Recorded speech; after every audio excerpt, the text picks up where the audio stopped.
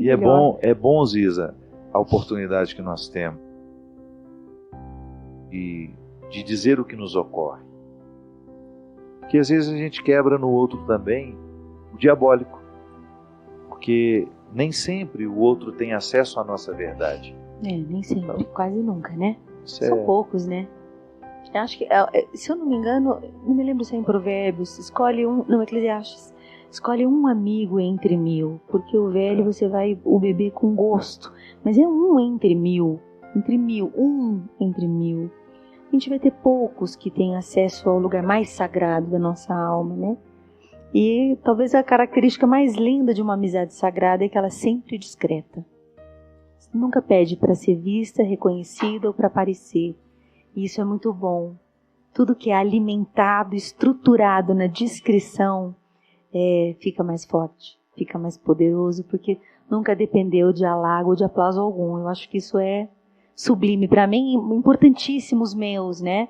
Os da Oficina Viva, os que me acompanham no dia a dia, os que conhecem os limites mais difíceis, às vezes, de aceitar que eu tenho. Eu sou uma mulher de um temperamento forte, muito sincera, muito direta, e nem sempre é fácil conviver comigo. Quantas vezes nós brigamos na vida? Nossa, bastante. Quantas vezes as nossas de Chagas arestas? agora há pouco. Porque isso que é bonito.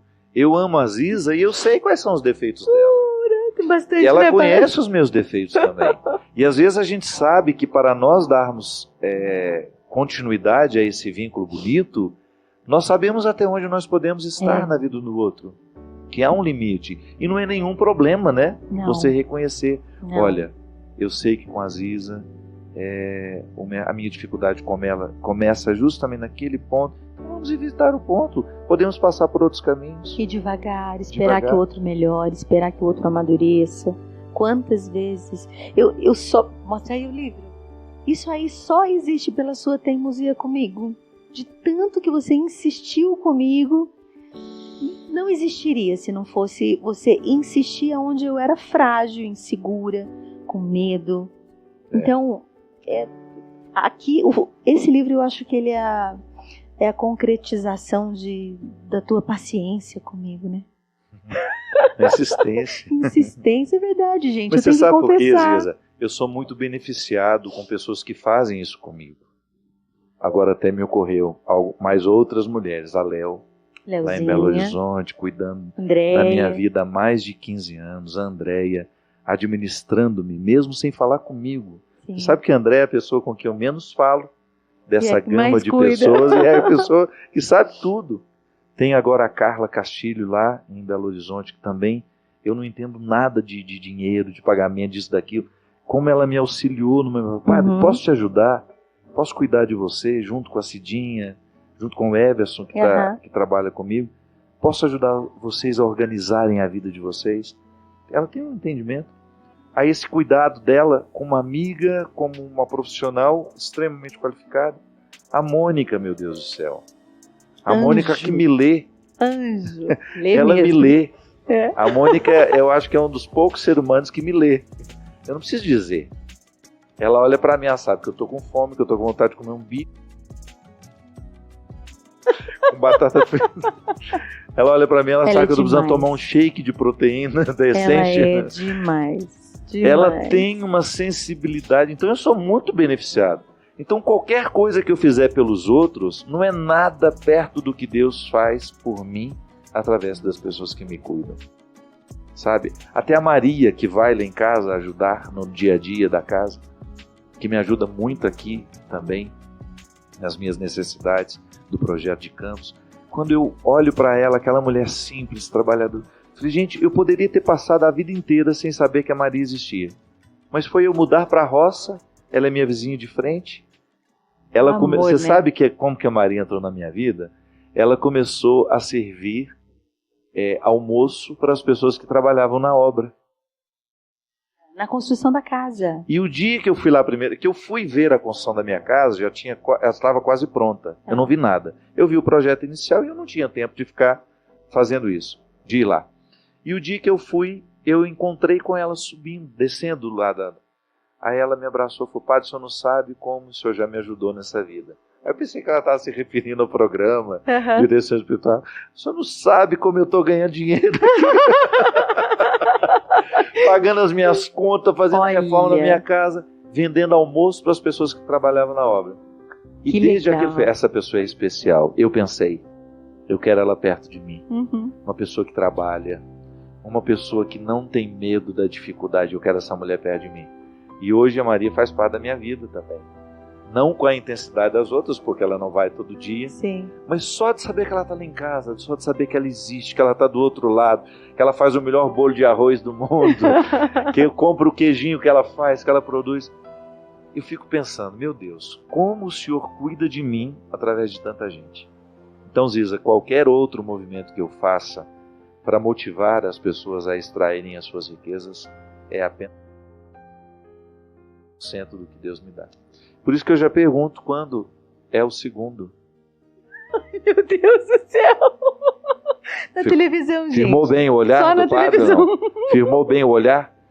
Ziza Fernandes, quando é que sai o segundo livro? Meu Deus do céu. Em breve, gente. Ficou bom o olhar. E você tem que escrever sobre as mulheres. Posso Vamos aproveitar escrever. o gancho. Você tem uma riqueza humana muito grande.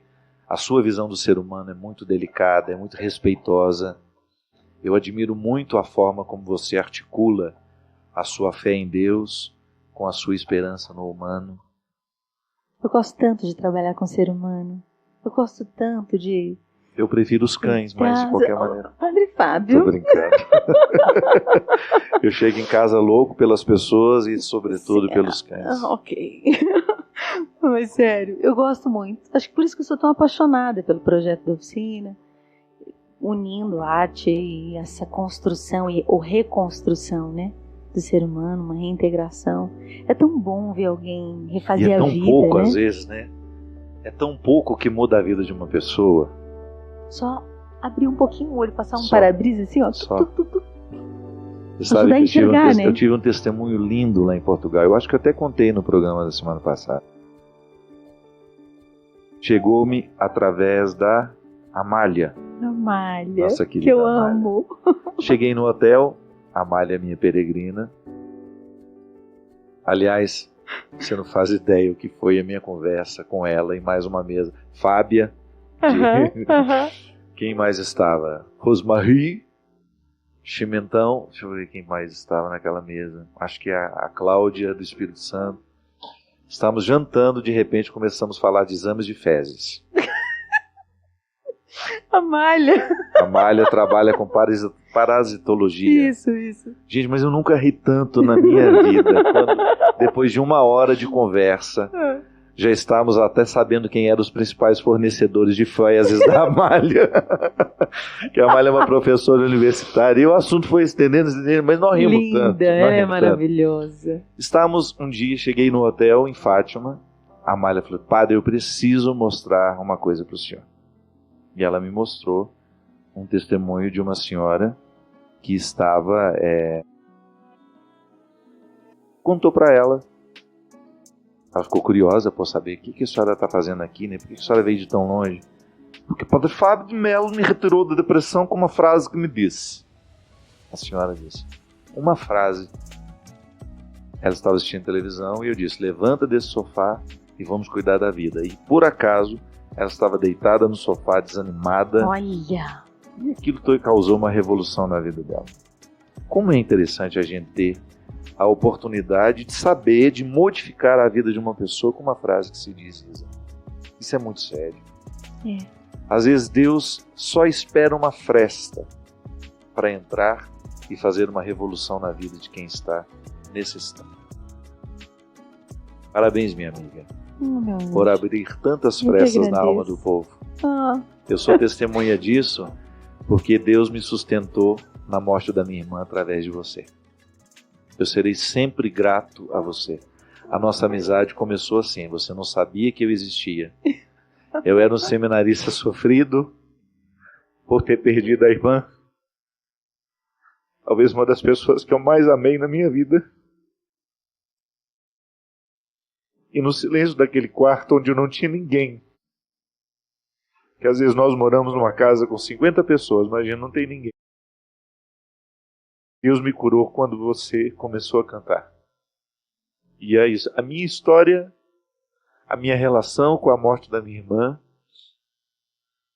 o socorro que Deus me prestou foi através de você. Eu lhe respeitarei eternamente, porque você um dia varou as estruturas da minha alma, me consolou e me ajudou a acreditar. Eu ainda voltaria a sorrir depois de tanta dor.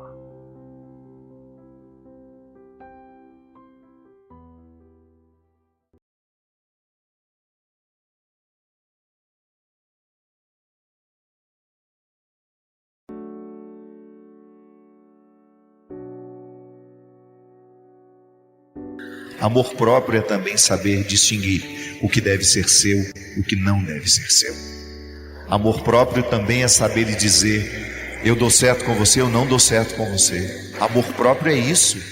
Tem bilhões de pessoas no mundo, você não precisa ser amigo de todo mundo, você só precisa ter respeito cristão. Amor próprio significa você ter coragem de identificar: só fica na sua vida quem quiser o melhor de você, quem motivar o melhor de você. Só vai ficar na sua vida, na experiência da conversão, de se amar e de sentir-se amado por Deus, só vai ficar na sua vida quem quer para você pelo menos um pouquinho do que Deus anda querendo.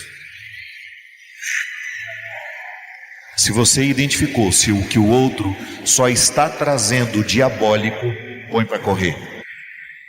Lá em Mateus 25, Jesus disse que Ele nos deu todos os poderes de fazer o que Ele fez e ainda mais, inclusive o de expulsar demônios. Que às vezes você vem para o meu lado e fala: ô padre, vai lá em casa fazer uma oração de exorcismo por mim. Faço, não tem nenhum problema. Mas aí eu raciocino: você cria o capeta, põe comida na boca do capeta diariamente, e eu que tenho que ir lá expulsar. Sabe qual é o melhor exorcismo que está na autoridade que Deus nos deu? Mudança de atitude. Quer expulsar o diabo? Fecha a porta por onde ele entra. Que conversinha mole é essa? Que conversinha mole é essa? De fazer uma oração de exorcismo e não mudar a atitude por onde ele entra.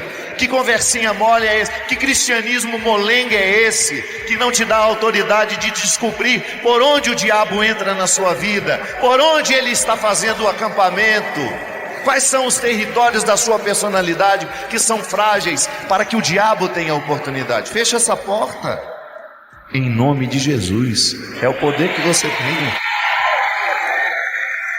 Isso é amor próprio. É você não permitir que o diabo faça acampamento na sua casa. Usar da autoridade dos mundos sacerdotais, régio, profético que Jesus deixou em nós, no nosso batismo. Cadê a força do batismo em nós? Não podemos viver convivendo com o que é diabólico e achando isso normal. Não. O meu cristianismo precisa mostrar diariamente por onde o diabo entra na minha vida. Aí sim, isso é sentir-se amado por Deus. Que você olha nos olhos dos que querem te destruir e você fala: afasta-te, porque este território aqui é santo e ele já está consagrado, e eu sei exatamente o que eu quero extrair de mim. Eu só quero extrair coisas boas do meu coração. Diga comigo: eu sou uma fábrica de sentimentos. Eu posso fabricar amor, mas também posso fabricar ódio. Uma coisa é certa: não posso fabricar os dois ao mesmo tempo. Ou eu amo, ou eu odeio. Simples. Tá bom. Agora é escolher se você será uma fábrica de amor neste mundo, ou se você escolherá ser uma fábrica de ódio neste mundo. Se você escolherá cultivar o demônio, ou se você escolherá exorcizar. se você escolherá se amar porque Deus ama você, ou você vai continuar neste pessimismo crônico de achar que Deus não quer nada com você.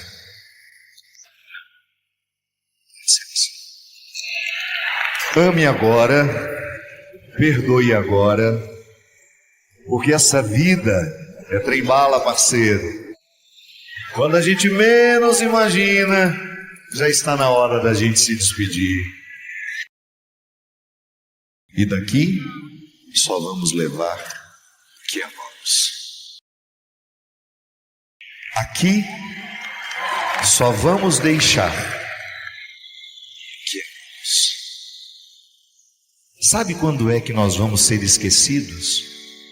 Quando a nossa história ficará maravilhosamente esquecida, que é bom também isso. Ser aquele defunto sempre lembrado, nossa, que cansaço. Quando é que a gente cai, se dilui no esquecimento? Quando morrer a última pessoa que nos amou. Quando morrer a última pessoa que nos amou, nós entraremos no esquecimento.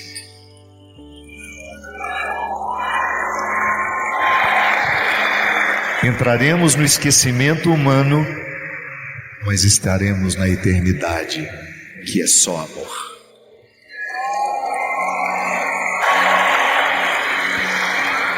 Por isso, não perca a oportunidade de ser com quem você ama. Não espere datas festivas para comemorar. Não retire aquela louça bonita que você tem só quando chega uma visita importante, não. Gaste tudo o que você tem, porque o amor é agora. Não economize absolutamente nada com aqueles que você ama. Dê todo o seu tempo, que é a maior riqueza que você pode oferecer a alguém. Um dia, o primeiro gesto de solidariedade que nós tivemos na vida foi a gente ser capaz de dividir o que a gente tinha. E é lindo já. Mas depois, a solidariedade exige uma evolução a mais. E você foi convidada a oferecer não o que você tinha, mas quem você é. Aí sim, nós estamos fazendo o gesto de solidariedade mais bonito que o ser humano é capaz, que é você estar, ser com quem você ama. Segura teu filho no colo, sorri e abraça teus pais, enquanto estão aqui. Que a vida é trem-bala, parceiro, e a gente é só passageiro, prestes a partir.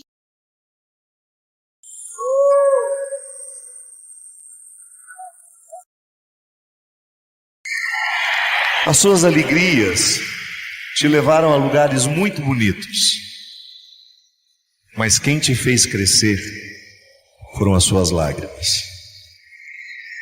Quem te fez crescer, quem te fez ter o sorriso que você tem hoje sem medo de errar, foram as suas lágrimas. Só Deus sabe o que vocês passaram para estarem aqui hoje. Só Deus sabe as batalhas que nós precisamos travar para a gente ter o direito de sorrir hoje. O nosso grito de vitória nunca foi tão forte. É a vitória sobre a morte, minha gente. É a vitória sobre a tristeza. É a vitória sobre tudo aquilo que nos amargurou tanto. Você está aqui hoje. Você escolheu estar aqui hoje, fortalecer os poderes de Cristo em você. É isso. Fortalecer os poderes de Cristo em você. É isso que você veio fazer. Você veio declarar a vitória de Deus sobre a sua vida e pegar aqui uma porção redobrada de coragem, porque a vida espera por nós. E nós precisamos estar no nosso lugar. Quando a vida nos convidar a sofrer, quando a vida nos convidar a sorrir, nós estaremos prontos para ela. Porque o cristianismo não é outra coisa senão um espírito de prontidão. Prontidão. Quando eu precisei sepultar a minha mãe, eu vivi uma das cenas que certamente eu nunca mais na minha vida eu vou me esquecer. O carro que me levou até o cemitério parou um pouco adiante e bem na porta do cemitério estava parado o carro funerário onde estava minha mãe. E quando eu olhei para trás, minha gente, aquela porta aberta, eu vi a urna onde a minha mãe estava. Eu não iria poder vê-la. Naquela época, nós estávamos proibidos dos ritos da despedida. E eu me lembro que eu estava sentado no carro e uma desolação tão grande tomou conta de mim, que era como se eu não tivesse força nas minhas pernas para sair daquele carro e andar na direção da minha mãe. E eu estava no carro com a Tânia e o Bob, que é o esposo dela, que tinha sepultado a mãe, acho que há 1 ano atrás. Ele segurou na minha mão e falou assim: meu irmão, é a hora mais difícil, mas você precisa viver. Eu juro para vocês que eu gostaria de fugir. Se eu pudesse fugir daquele momento, eu fugiria. Eu não queria estar naquele lugar. Mas naquela hora, a fala do Bob me fez me lembrar o que eu estou dizendo para vocês aqui hoje. Eu nunca vi a minha mãe, nas 2 oportunidades que ela teve de sepultar filhas, pedir um remédio para entorpecer a mente porque ela não estava dando conta.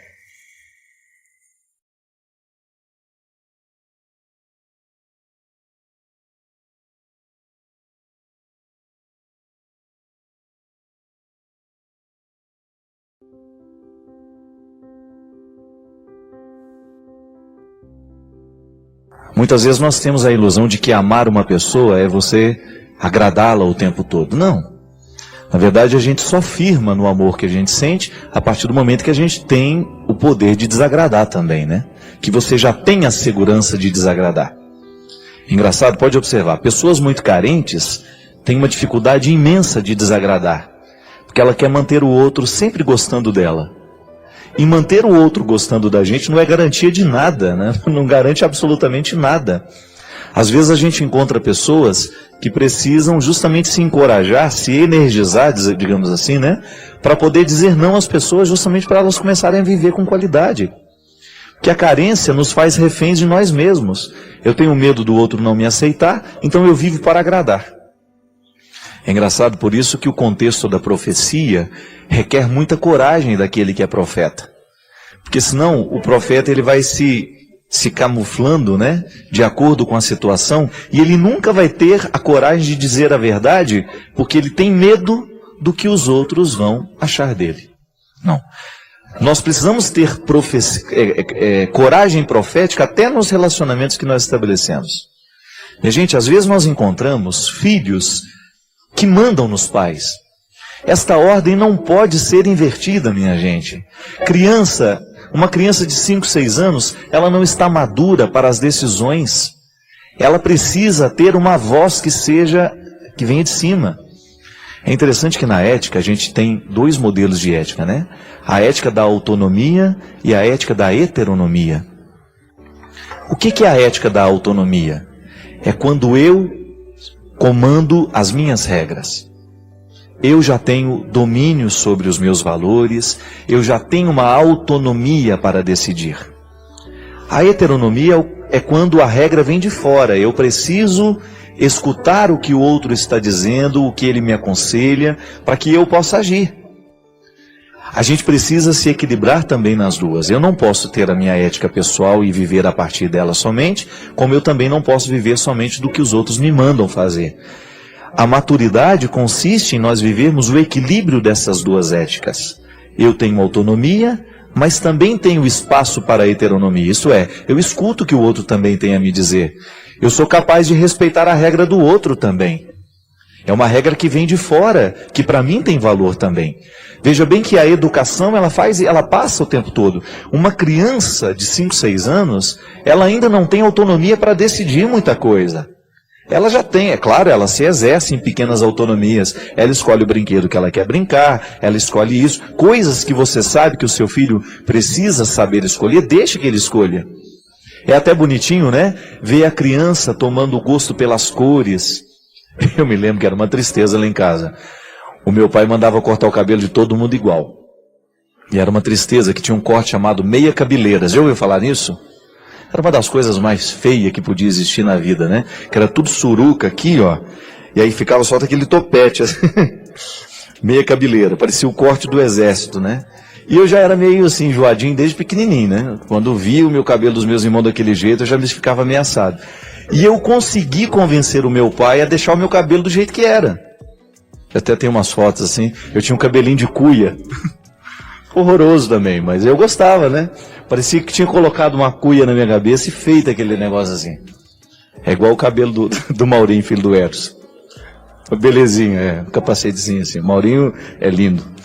E eu me recordo que naquele, igualzinho do China, do meu antigo diretor aqui, tá lá em Portugal. Quando eu fiz essa experiência de convencer o meu pai a deixar o meu cabelo como eu queria, eu me recordo que eu me senti, né, valorizado. Pode ter certeza que naquele momento o meu processo de autonomia começou a se fortalecer dentro de mim. Diferente de uma criança que é mandada o tempo todo. Há crianças que não têm o direito de escolher a cor que gosta. Também eu me lembro que tinha sobretudo os gêmeos, né? É uma coisa mais triste que tem, aqueles gêmeos vestidos iguais, né? A gente saía, tinha uns amiguinhos gêmeos, aquilo despersonaliza, né? Porque fica tudo igual, né? E é uma das coisas que pode ofender dois irmãos gêmeos, é isso, né? Nossa, você tá tudo igual, né? Não somos iguais.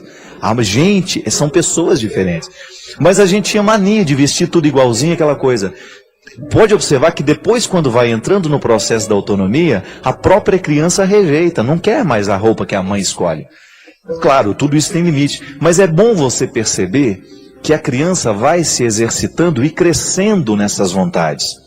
Agora, pelo amor de Deus, quando você percebe que o seu filho está querendo escolher o que ele ainda não está preparado para escolher, e você permite, você está permitindo uma agressão moral nessa criança. Porque uma coisa é a gente agredir o nosso filho com o nosso tapa, né? Isso todo mundo vê, isso dá até cadeia. Outra coisa é você agredir o seu filho do ponto de vista moral. Como é que eu agrido o meu filho do ponto de vista moral? Quando eu, por exemplo, estabeleço uma discussão de adultos na frente de criança. Quando eu trato de assuntos que fazem parte do contexto da vida adulta, diante de uma criança, eu estou agredindo do ponto de vista moral. Então veja bem que a agressão, ela atinge a alma, ela atinge o espírito, ela atinge a vontade. Não é só o corpo que é agredido. E hoje, minha gente, é impressionante o quanto cresce a violência física e a violência moral com as nossas crianças. Quando você percebe que a vida está deixando de ser infantil. As crianças estão deixando de ser infantis. E eu tenho uma implicância de criança adulta, sabe aquela criança que quer participar de conversa de adulto? Eu não gosto disso não. E tem gente que acha bonitinho, né? Eu não acho bonitinho. Não acho interessante que uma criança de 4 anos tenha comportamento de adulto e que fique querendo dar palpite na conversa de adulto. Não. Criança é criança. E nós precisamos saber respeitar essas fases da vida, porque senão daqui a pouco nós seremos agressores. E eu me recordei que no meu livro, Quem Me Roubou de Mim, eu trato uma história justamente a partir desta agressão que uma criança sofre no momento em que ela não é corrigida. Porque depois ela volta com uma agressividade para os pais e os pais não sabem mais o que fazer. Uma outra história, uma outra mulher, que eu já tinha falado de uma outra história aqui. Nessa mulher não existiam marcas de violência. O que havia era uma expressão de cansaço num rosto que parecia ter envelhecido antes do tempo. O rosto é o retrato da história vivida. Nela, o sofrimento não nasceu de agressões de um marido que não soube amar, mas de um filho que, aos 9 anos de idade, assumiu o comando da casa. Um filho sem limites, agressivo e totalmente arredio a qualquer forma de regra. Contou-me que o casamento havia terminado poucos meses antes. O marido, incapacitado de transformar a relação que ela estabelecera com o filho, resolveu ir embora definitivamente. Deixou de ser marido, mas deixou também de ser pai. Ela disse que não fez muito esforço para que o marido ficasse. Ela alimentava a ilusão de que com sua ausência, o filho pudesse se tornar mais dócil, mas isso não aconteceu. Contou-me também que o marido não teve muita influência na educação do menino.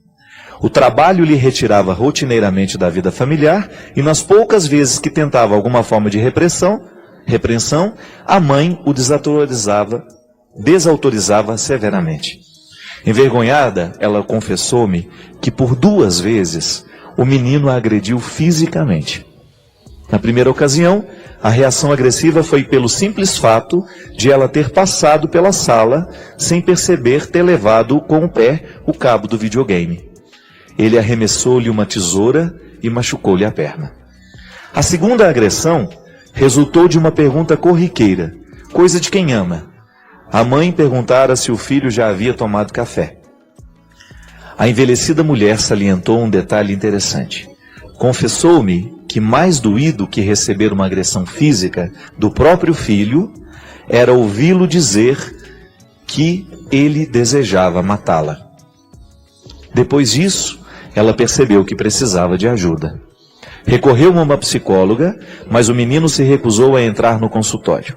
A psicóloga a alertava para a necessidade de retomar a autoridade sobre a criança, mas ela não soube nem tentar. A vida não estava fácil. Estava sendo refém do seu amor. Reconheceu que errou por amar de um jeito errado. Não, ela não queria errar. Queria apenas livrar o seu menino da infância triste que ela vivera ao lado de um pai agressor. No ímpeto de fazer-lhe bem, acabou por alimentar no filho uma personalidade sem controle e monstruosa. Admitiu temê-lo. Reconheceu que escolhe as palavras para falar com ele porque tem medo da sua reação. A relação está invertida. O filho assumiu o controle da mãe. Ele tem acesso ao seu medo, sabe que é soberano porque reconhece a fragilidade da mulher que não quer errar. Não querer errar é uma fragilidade terrível. O medo do erro nos neutraliza as forças e não nos permite ir além do nosso pequeno mundo. Você já deve ter visto muitas histórias assim. Crianças que têm, parece um reizinho dentro de casa, né? Ele manda, ele desmanda, ele agride. Eu acho interessante, vocês já viram aquele programa da Super Nani, né? A Super Nani é durona, né? Ela não dá moleza, não. E uma das coisas que eu acho mais interessante na pedagogia dela é que toda vez que a criança faz alguma coisa errada, ela tem que ir para um cantinho da casa, não é? Um banquinho, onde ela vai sentar e pensar no que fez. Isso é muito interessante. Veja bem que não tem grito, não tem escândalo, mas a criança é levada a pensar sobre a sua atitude. Só que agora, minha gente, se eu pudesse entrar dentro da casa dos outros e dar palpite, eu não vou fazer isso, né? Já chega os problemas que eu tenho. Eu ia colocar o pai de castigo. Porque às vezes o erro vem muito, é do pai também. Vão sentar aí no banquinho vocês dois aí e vão pensar na atitude que vocês estão tendo com essas crianças. Então, já que a gente pode no programa de direção espiritual, quem sabe eu vou sentar você no banquinho agora. Você está aí ouvindo, eu acho que o padre tem razão, eu estou errando na educação do meu filho. Pensa sobre tudo aquilo que você está permitindo que o seu filho faça. Minha gente, a melhor forma de nós resolvermos os conflitos é a gente estabelecer diálogo. É a gente explicar o porquê dos nãos. Não é só dizer não. Você diz o não e dá o motivo do não. Não é não pelo não. Há uma razão, há um motivo fundamentando a restrição. Nós não podemos pensar que um ser humano vai dar certo somente a partir de permissões. Você sabe muito bem que esta educação permissiva, ela não permite o amadurecimento das pessoas. A única coisa que ela permite é o sossego, né? Porque aí você dorme e está deixando tudo mesmo, você fica tranquila e as coisas vão acontecendo e você está fora da responsabilidade. Não, não é para ser assim. Definitivamente, ninguém lhe obrigou a colocar um filho no mundo e a partir do momento que você o colocou, é responsabilidade sua comandar o processo. Comandar este processo é o absolutamente necessário para que você tenha condições de pelo menos deitar a sua cabeça no travesseiro e dormir tranquilo. Porque é este comando que você precisa fazer, é esta rédea que você precisa ter na mão que vai lhe dar tranquilidade. E diga sim, e diga não. Equilibre-se o tempo todo nessas duas possibilidades. Porque a educação dos nossos filhos, dos nossos colégios também é a mesma coisa. Dentro dos nossos colégios, dentro dos nossos ambientes de trabalho, somente no momento em que nós equilibramos o sim e o não.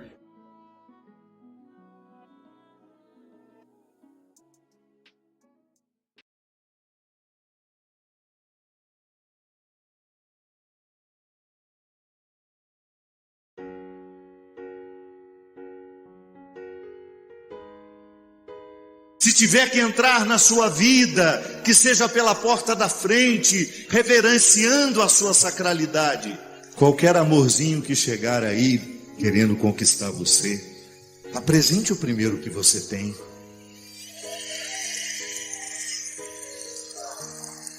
Diga a ele ou a ela que você é uma pessoa livre em processo de construção. Porque a liberdade que Deus já conquistou em nós, por nós, na cruz de Jesus, ela é uma semente que precisa florescer.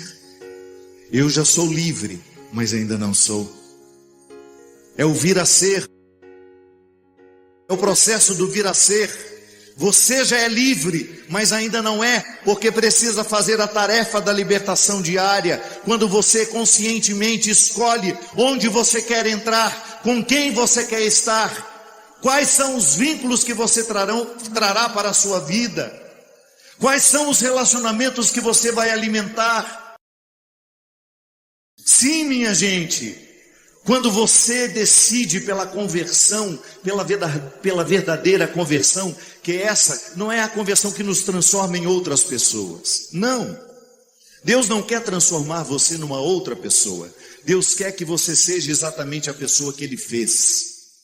Aprimorada. Deus não errou com você, Deus não errou comigo. Muitas vezes, erroneamente, nós olhamos no espelho e dizemos: eu sou um erro de Deus. Não sou.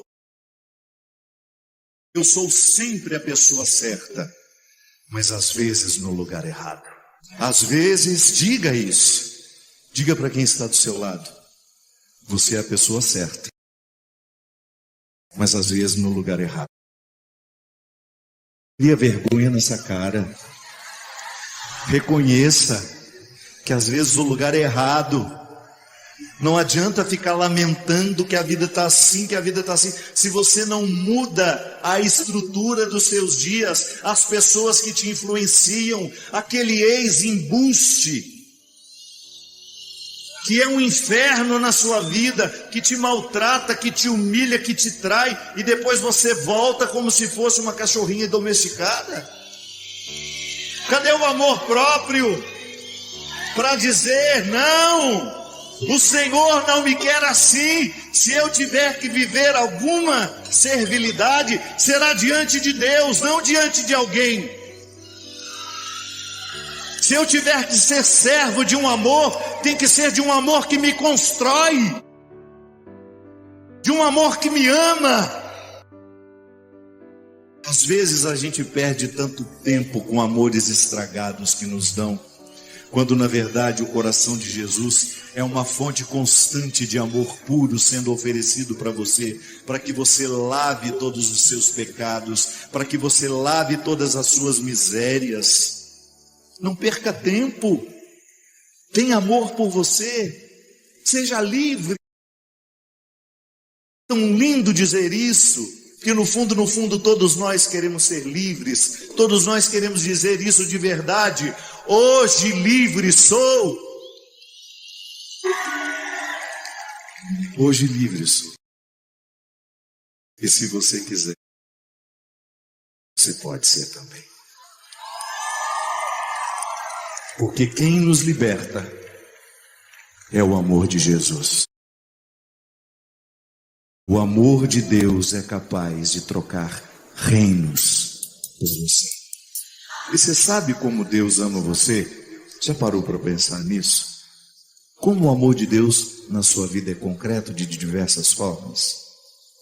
Por exemplo,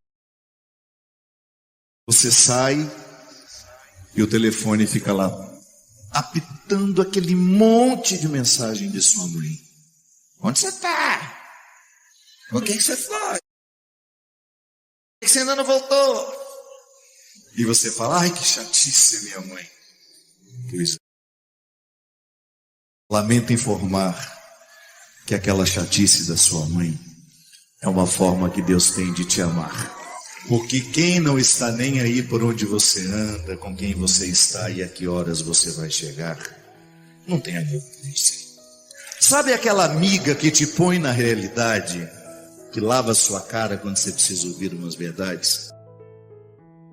Que te chama de trouxa. Deixa de ser trouxa. Você vai se humilhar de novo para ele? Pois é. Você às vezes quer escorraçá-la, porque quando você está apaixonadinha, você não vê defeito em ninguém.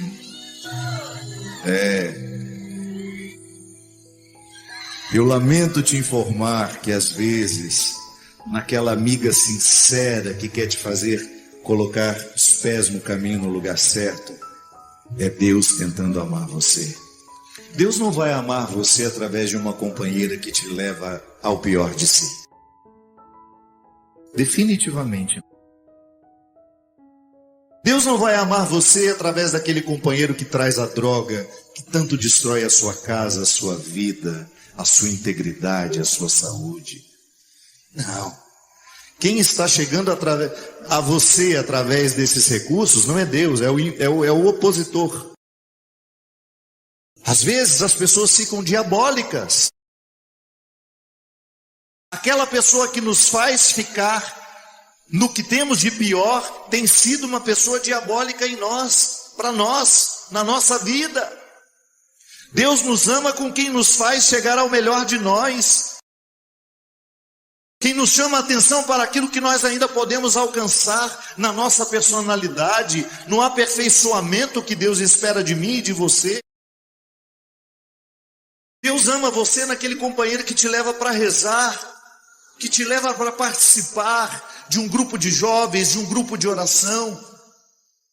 Pode ter certeza que Deus segura a sua mão através de pessoas assim. Sabe, minha gente, vocês se lembram daquele episódio tristíssimo, daquele incêndio da Boate Kiss, que aconteceu em Santa Maria, no Rio Grande do Sul?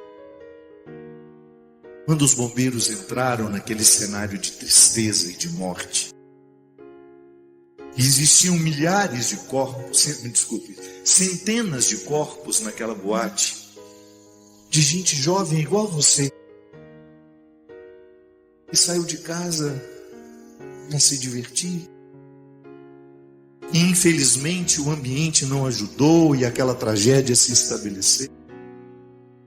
Eu escutei de um bombeiro que estava lá dentro, aqueles corpos no chão, e aquele tanto de celular tocando ao mesmo tempo. E em todos eles, escrito o nome, mãe. Uma chamada que nunca pôde ser atendida. Uma chamada que nunca pôde ser atendida. Porque aquela tragédia foi diabólica na vida daqueles meninos e meninas. E às vezes, aos lugares onde nós vamos, nós estamos correndo o risco de um dia também a nossa mãe ligar e a gente não ser capaz mais de atender. Então, enquanto você tiver consciência, atente-se aonde você entra, com quem você está, Quais são os ambientes que você elege para você se divertir? Eu venho aqui só para lhe convencer a deixar que Ele assuma as rédeas da sua vida. Você acredite no amor dele por você. E que a partir desse amor, você reforce o seu amor próprio. E que você não permita que nada e nem ninguém venha destruir o que Deus quer construir em você. Que ninguém destrua o que Deus quer construir em você.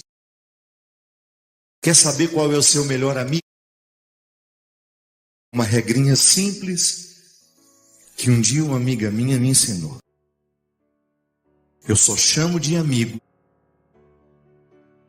quem me faz ser amigo de Jesus, quem me faz chegar ao melhor de mim. Colega, companheiro que me estimula a trazer o que eu tenho de pior, não é meu amigo. O meu amigo, a minha amiga, serão aqueles que me fizerem ser amigo de Jesus.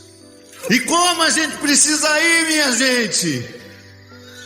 Porque o reino dos céus não é dos perfeitos, é dos insistentes. Eu insisto! Eu insisto! Você também insiste? Eu insisto! Então é seu! A porta é estreita, mas ela não está fechada! A porta é estreita, sim, mas ela não está fechada. E você volta na hora que você quiser, e você entra na hora que você quiser, porque a certeza da salvação nos foi dada em Jesus Cristo. E hoje, a tarefa que você tem é salvar o seu coração diariamente das forças diabólicas que nos cercam. Só Deus sabe tudo o que você precisou lutar para você ser quem você é. Só Deus sabe as lutas que você precisou travar para você dar conta de estar aqui. Ah, quantas batalhas você travou até. Quantas batalhas. Quantas lutas você travou para chegar aqui. Eu quero que você seja aplaudido de verdade. Eu quero que você agora, neste momento, tome consciência de tudo aquilo que Deus já fez em você e na sua vida. De como o cristianismo já fez sentido para você. Das vezes que você foi capaz de vencer o seu pecado. Também das vezes que você não foi capaz e mesmo assim você insistiu e quis. Eu quero que vocês olhem para vocês. Eu quero que vocês façam um miolinho de gente olhando uma para o outro. Eu quero que você olhe para quem está do seu lado. Olha bem nesse rosto que talvez você desconheça. Olha bem nesse rosto que hoje talvez você conheça. Se essa pessoa tivesse a oportunidade de contar as muitas lutas que ela já travou, às vezes que ela foi traída e sobreviveu, às vezes que ela foi enganada e ela sobreviveu, as muitas enfermidades psíquicas, físicas, emocionais que ela venceu. E ela está aqui hoje. Essa pessoa é o resultado de muito poder de Deus. Que a gente nunca se desprenda de Jesus. Eu tenho muito medo de ficar só católico e não ser cristão. Tenho muito medo de saber toda a doutrina, de saber toda a catequese, de ser um bom católico, mas não ser cristão. Não. A essência do catolicismo é o cristianismo. Sem Jesus nós não somos nada. Se não tivermos Jesus no cerne dos nossos corações, nós não seremos essencialmente cristãos. E o cristianismo, ele só é possível aos que se educam diariamente. Eu quero ser uma pessoa melhor. Eu quero tratar melhor as pessoas que passam pela minha vida. Eu quero amar, eu não quero ser uma pessoa apegada aos bens materiais. Eu quero saber dividir o que eu tenho, mas sobretudo quem eu sou. Todo aquele que precisar de nós, de um abraço, de um conselho, Não esbarre na nossa moralidade, que às vezes assusta o outro. Vamos abraçar primeiro. Vamos amar. Depois a gente convence no resto. Se a gente não ama primeiro, a gente perde a autoridade. Da mesma forma como eu preciso ser amado diariamente por Deus, eu encontro os meus irmãos que precisam viver a mesma experiência. E é assim que nós vamos ao céu, trazendo Ele aqui, entre nós. Até chegar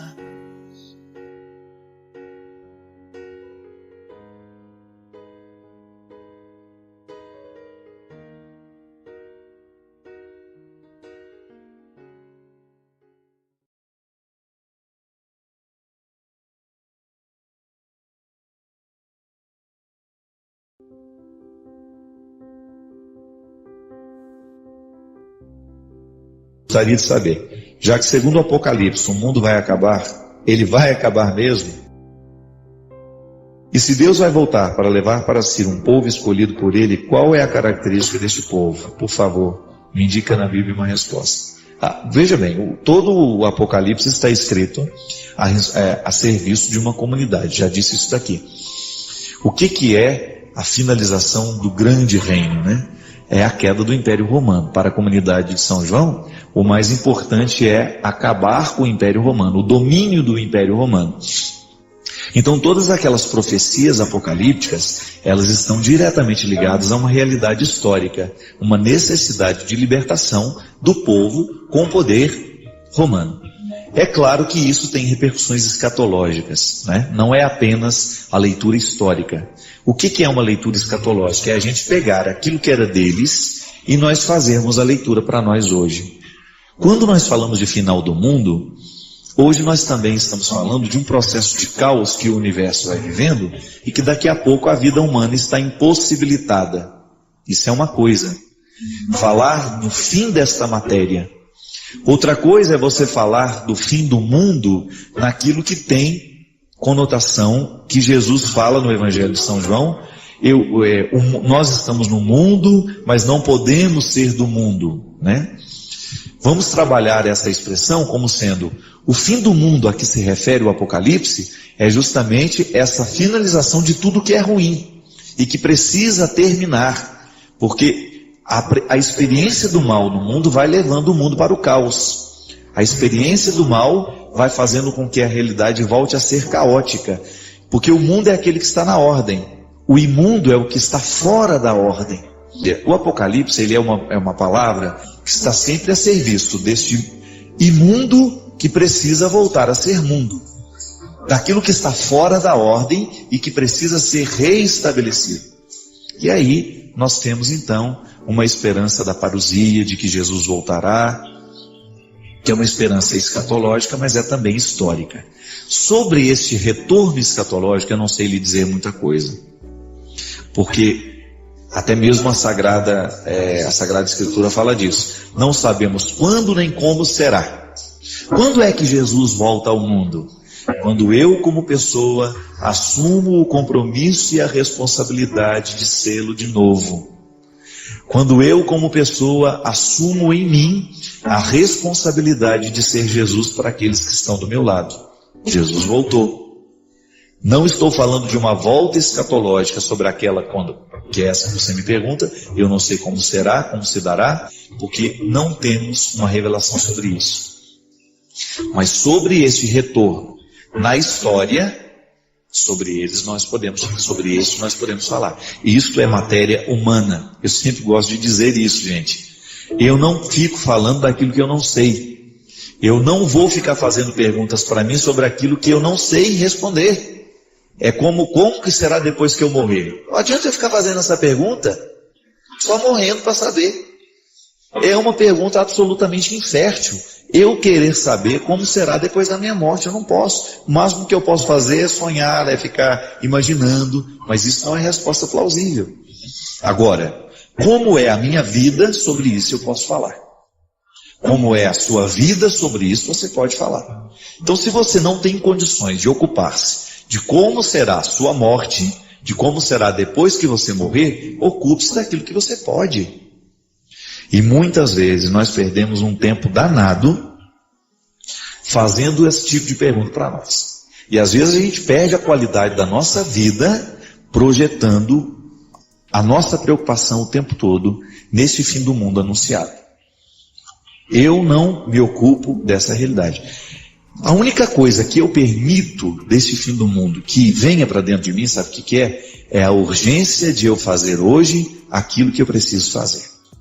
Eu saber que Jesus vai voltar e que pode ser a qualquer momento, me coloca numa perspectiva de vigilância. Então eu quero ser um bom homem hoje, você pode ser uma boa mulher hoje, vamos ser o melhor ser humano que nós pudermos hoje, por uma razão simples: Jesus está voltando. E no momento em que eu me organizo como pessoa, que eu saio do caos, que eu deixo de ser imundo, eu entro nessa perspectiva do reino de Deus. E isso é muito bonito. O caos que o mundo está, essa poluição que o mundo tem, esse problema ecológico que nós vivemos, é também um problema humano. Nós não podemos negar que as nossas geleiras também estão inundando a nossa vida. Nós também não podemos negar que o nosso clima está complicado. Que você também tem tempestades dentro de você, que você também vive o perigo constante de furacões que quase te derrubam como pessoa. Não é só a Califórnia que pegou fogo, não. Tem muita gente com fogo interior acabando, destruindo tudo, queimando tudo. O fogo do ódio, o fogo do desamor. Tem muitas geleiras caindo, muita gente sendo destruída por essas enchentes tenebrosas, terríveis. As enchentes dos nossos ódios, da nossa preguiça, da nossa insatisfação, da nossa frustração. Minha gente, os problemas ecológicos do mundo, eles acontecem e estão presentes o tempo todo. Mas eu arrisco a dizer que hoje o problema humano é muito pior do que tudo que está acontecendo em volta de nós. E aliás, o que está acontecendo em volta de fora é apenas uma consequência da desordem interior. Foi justamente a ganância por um mundo novo que fez com que o homem destruísse a estrutura de mundo que nós temos. Então, se o mundo hoje está imundo, se hoje a poluição está tomando conta das nossas cidades, é porque nós estamos poluídos por dentro também. A nossa mentalidade está poluída, nós estamos maldosos demais, nós estamos buscando o mal o tempo todo, nós estamos fazendo opção pelo mal o tempo todo. E aí, as catástrofes, essas que destroem as cidades, elas acontecem com a mesma intensidade dentro de nós. E você sabe muito bem disso. Não estou falando de uma teoria. Você também deve ter sido, em algum momento da sua vida, vítima das suas tempestades interiores. Não foram poucas as vezes, não é verdade? Não foram poucas as vezes que você também teve a sua Nova Orleans aí, totalmente inundada. Não foram poucas vezes em que o seu coração ardeu, sofreu, com os fogos que são próprios do mundo de hoje, com as injustiças que são próprias do mundo de hoje, com os sofrimentos que são próprios dentro do mundo de hoje, e você queimou e você destruiu as suas moradas, assim como a Califórnia também foi destruída pelo fogo que arrasou aquela região. A vida é assim, minha gente.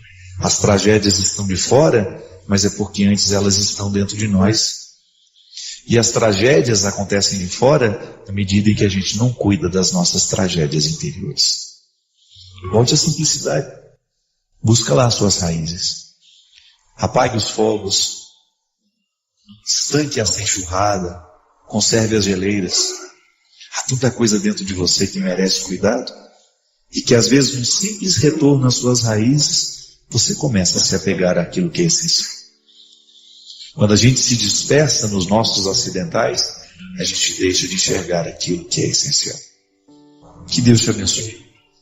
Que Deus te ajude a reconstruir a sua cidade interior tão devastada, tão destruída, tão estragada às vezes. E seja feliz na medida que você pode. Uma certeza eu tenho, você merece. Tenho uma dúvida, padre. No decorrer de nossas vidas, nós nos deparamos muitas vezes com pessoas que pela nossa natureza humana não conseguimos gostar. Quero saber, qual é a atitude correta que devemos tomar? Fingir que amamos essas pessoas e em certas oportunidades causar o mal às mesmas ou ignorá-las como se nunca tivessem existido em nossas vidas. Obrigado. Minha filha, nenhum dos dois, né? Pelo amor de Deus. Fazer um mal sem que ela perceba que você está fazendo mal, não. Primeiro a gente precisa identificar o seguinte, que a vida, a aproximação, ela se dá a partir de duas regras. Quando eu encontro uma pessoa, quando sou visitado por uma pessoa, ainda que seja por um e-mail, por uma palavra, por uma carta, você vai ter uma reação natural de simpatia ou de antipatia. O que é? O que é a antipatia? Quando você percebe que não existe um vínculo natural de aproximação entre você e aquela pessoa. Por que a gente tem simpatia por umas pessoas e não tem por outras? É um mistério, minha filha. Não sabemos identificar isso. Isso é sensorial, não sei. Passa por mim, eu encontro pessoas que eu gosto, que eu tenho vontade de me aproximar, e passa por mim outras pessoas que não. Que eu não tenho aquela aproximação natural. Isso faz parte da vida. Os agrupamentos humanos, eles nascem assim, né? A gente faz a opção, os amigos você escolhe. É diferente. A partir da simpatia que você tem, por causa do parentesco espiritual, eu gosto de dizer isso. Eu acho que quando a gente ama alguém, ainda que você não tenha motivos para isso, você gosta naturalmente daquela pessoa, você gosta de ouvi-la, você gosta de estar com ela, é porque existe um parentesco espiritual natural. Agora pode ser que isso não seja recíproco. Então cuidado.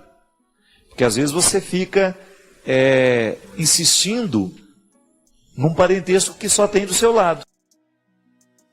Volto a dizer, a amizade é uma escolha. Você escolhe os seus amigos. Parente não, por exemplo. Você não escolheu seu irmão, você não escolheu sua mãe, você não escolheu seu pai. Só que dentro da nossa casa, a gente tem que conviver. Então nós precisamos buscar os recursos para nos ajudar a vencer essa antipatia natural. Por quê? Porque ele é meu irmão, é minha mãe, é meu pai. E se eu não tenho um movimento natural de amor e de carinho por essa pessoa, por causa da minha situação, por causa da minha proximidade, eu vou ter que buscar contornar e pedir a Deus a graça, né, através de oração, através de uma postura amorosa que você vai ter, de um cuidado maior que você vai ter com aquele relacionamento que é mais difícil. Minha gente, é engraçado, né? Porque às vezes a gente acha que isso não existe, mas existe. Às vezes a mãe tem isso com o filho. Às vezes a mãe, por mais que ela diga que não, ela tem um movimento mais natural em relação a um filho do que a outro. Então é aí que vem o cuidado.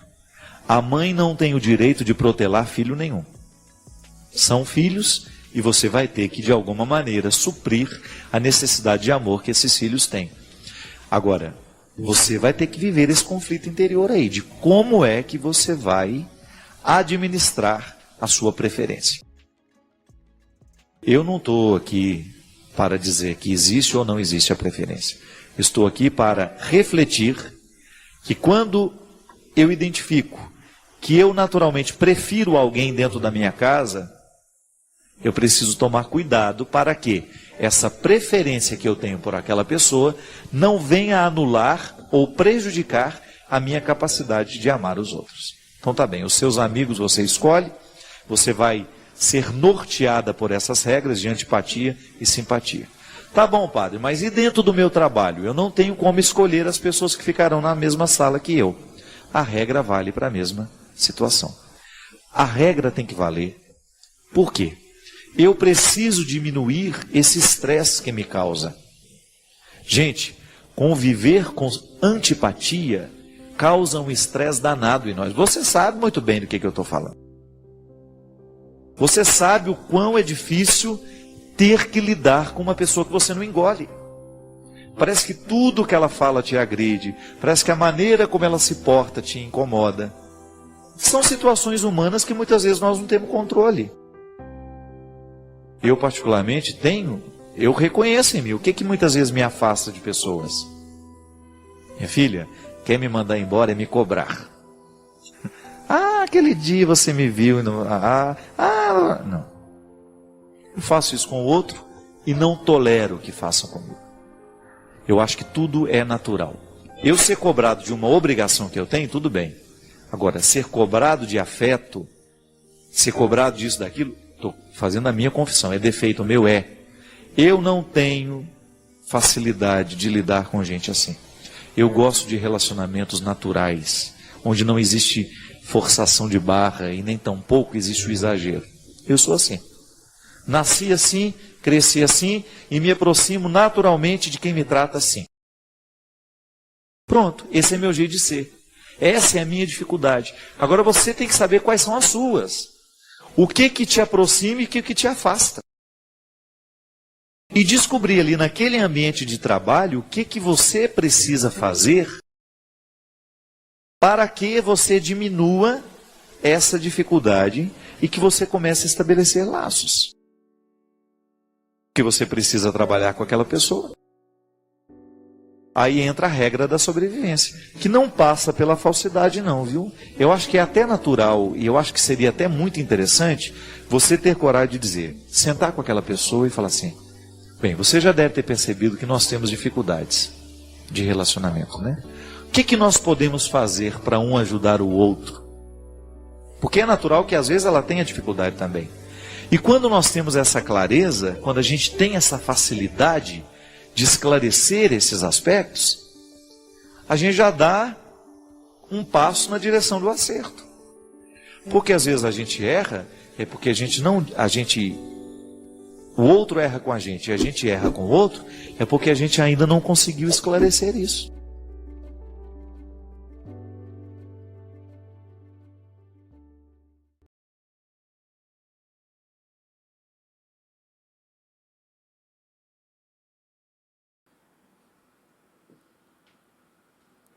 Se você ficou até aqui, se você parou o seu dia para escutar, isso já te diferencia da maioria.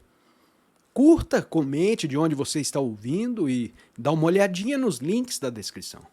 Com certeza você vai encontrar aí mais conteúdo que continua essa conversa com você.